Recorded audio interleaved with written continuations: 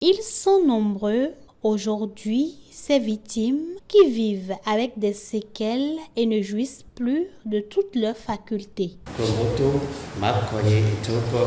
J'ai été amputé, mais je remercie à Dieu et Hachi et je vis encore sur cette terre.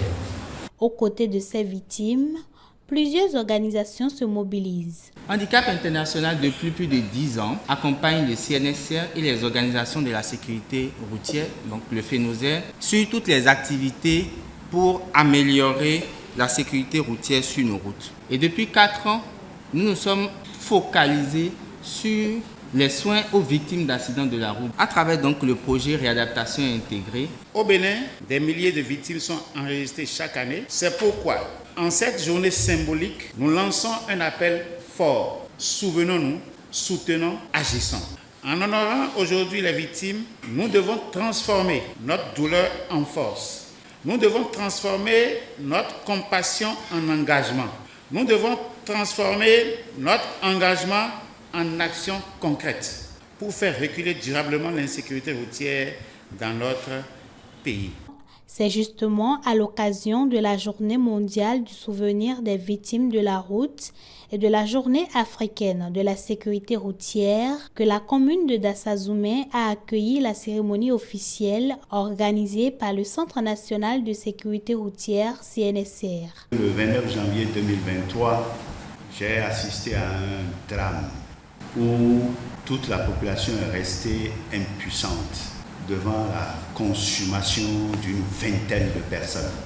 Suite à ce drame, le gouvernement de la rupture a alors pris la décision de renforcer les capacités techniques et humaines au niveau de la commune de Dassazoumé et du département.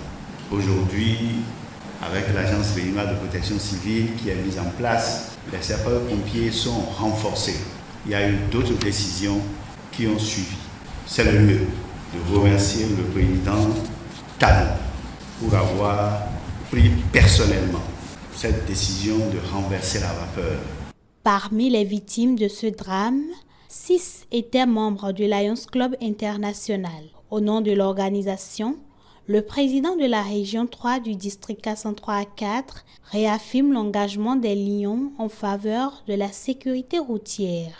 Nous sommes disposés en tant que Lions International à accompagner ces dispositions qui sont en train d'être prises pour que nous perdons d'année en année, que ce couvre-feu s'arrête, à jamais que cela s'arrête.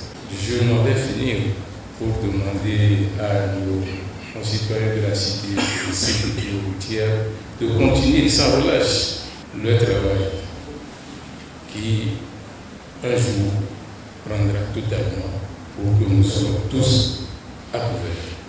Avec enthousiasme, nous servons.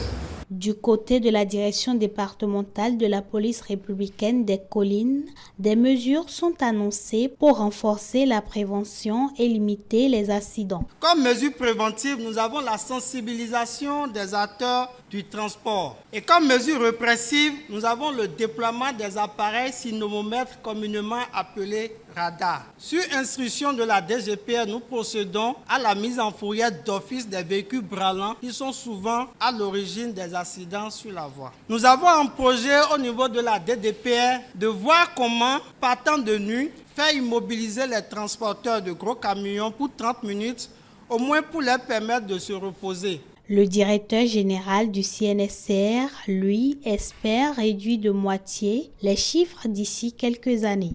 L'insécurité routière ne tue pas qu'au Bénin, c'est un fléau mondial.